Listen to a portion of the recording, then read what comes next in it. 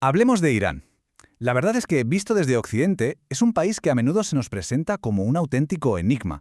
Es que, a ver, lleva décadas soportando sanciones, presiones de todo tipo, conflictos, y sin embargo, no es que solo sobreviva, es que además proyecta una influencia inmensa en toda la región.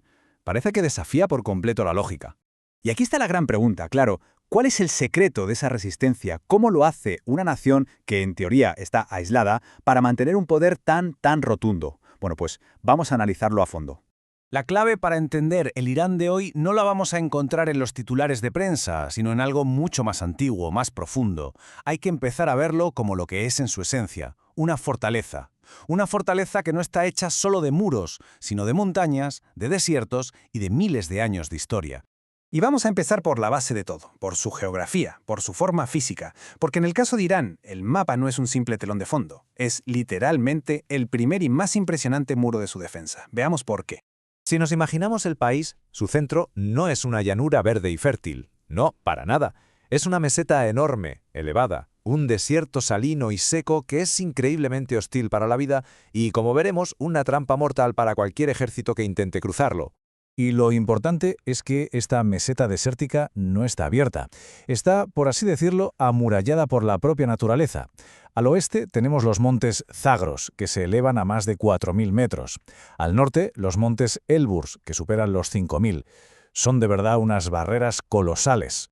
Claro, esta estructura lo condiciona todo. El agua, que es el recurso más vital, cae casi toda en las montañas. La consecuencia directa: la gente vive en los bordes del país, pegada a esas cordilleras, dejando el centro prácticamente deshabitado. Esto crea un vacío logístico casi imposible de superar para una fuerza invasora. Para hacernos una idea de lo extremo de la situación, vamos a darle una cifra. En algunas zonas de esa meseta central, la lluvia anual no llega ni a los 120 milímetros. Eso es una aridez extrema. Es en sí misma una de las armas defensivas más poderosas que existen. Pero ojo, porque los muros de piedra no son los únicos que protegen a Irán. A lo largo de los milenios, ha levantado otra fortaleza, una cultural e histórica que es igual de imponente, o incluso más. Una que ha demostrado ser capaz de algo increíble: absorber a sus propios conquistadores. La historia de esta región es una sucesión de imperios gigantescos, y esto es crucial, de grandes invasiones, desde los griegos de Alejandro, pasando por los árabes y hasta los mongoles. Pero en todos los casos se repite un patrón fascinante. El invasor llega, conquista, pero al final es la cultura persa en la que acaba prevaleciendo. El caso de Alejandro Magno es un ejemplo perfecto. Hay toda una corriente de pensamiento que dice que fue absorbido de una forma tan profunda por la cultura persa que, lejos de destruirla, acabó siendo parte de ella. No la borró del mapa, sino que él mismo se persianizó. Este fenómeno se conoce como fagocitosis cultural. Es como una célula que engulle un cuerpo extraño. La civilización persa, con su enorme peso y profundidad, simplemente devoraba a los invasores. Adoptaba lo que le interesaba, como el alfabeto árabe, pero su idioma, el farsi, seguía siendo la lengua de la cultura y el poder en la región. Y aquí va un dato que a mucha gente le rompe los esquemas. A pesar de que se escribe con caracteres árabes, el farsi no es una lengua semítica como el árabe. No, es indoeuropea, está más emparentado con el inglés o el ruso. Esto lo que hace es subrayar esa identidad única, distinta, de Irán en Oriente Medio, una identidad forjada a lo largo de una historia muy particular. Muy bien, ya tenemos los cimientos, una fortaleza geográfica y otra histórica. Ahora vamos a ver cómo esos dos pilares milenarios dan forma a la realidad geoestratégica de hoy en día, creando lo que en la práctica es un auténtico callejón sin salida. Pensemos en el Golfo Pérsico, que siempre vemos como un mar clave en la estrategia mundial. Pues bien, geológicamente hablando, es jovencísimo. Hace apenas unos miles de años era un valle fluvial. Y esto es fundamental, porque al ser un espacio inundado hace relativamente poco, es un mar extremadamente poco profundo. Un simple detalle geológico del pasado que tiene unas implicaciones gigantescas para la navegación moderna y, por tanto, para el precio de la energía en todo el mundo. Y el punto clave es este. Como el Golfo es tan poco profundo, los enormes superpetroleros solo pueden pasar por unos canales muy estrechos en el estrecho de Hormuz. Hablamos de un paso de apenas 1,5 millas de ancho. Esto lo convierte en uno de los puntos más vulnerables y más fáciles de controlar de todo el planeta.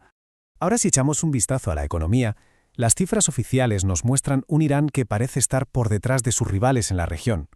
Pero aquí los números engañan, y engañan muchísimo. Lo más importante es justo lo que no aparece en estas estadísticas. Porque lo que existe es una economía paralela, gigantesca y totalmente opaca, controlada por la Guardia Revolucionaria. Funciona de hecho como un Estado dentro del Estado que gestiona todo tipo de negocios para saltarse las sanciones y financiar sus operaciones. Este poder económico oculto no solo paga su propio ejército, sino una red de influencia por toda la región, lo que significa que la fuerza real de Irán es mucho mayor de lo que los datos oficiales nos dicen. Así que con este panorama, ¿qué pasaría si se planteara una invasión por tierra? Pues que nos damos de bruces, otra vez, con la geografía. Si el ataque viene del oeste, hay que cruzar los montes Zagros, una muralla de 4.000 metros de altura. Y si se intenta por el sur, pues estamos hablando de una marcha de casi 2.000 kilómetros a través de un desierto sin agua. Es simple y llanamente una pesadilla logística. Es el mismo terreno que hace más de 2000 años casi aniquila por hambre y sed a una parte del ejército de Alejandro Magno. Los estrategas modernos lo saben perfectamente.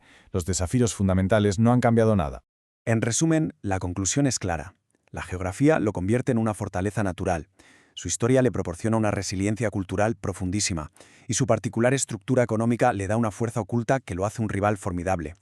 Todo esto junto crea un impasse, un nudo estratégico que no tiene una solución militar ni fácil ni evidente. Y esto nos deja con una pregunta final, para la reflexión. Si la fortaleza iraní parece casi inexpugnable desde el exterior, ¿podría ser que sus mayores vulnerabilidades, sus desafíos más grandes, no vengan de ejércitos extranjeros, sino de las propias tensiones y dinámicas que se están gestando en su interior?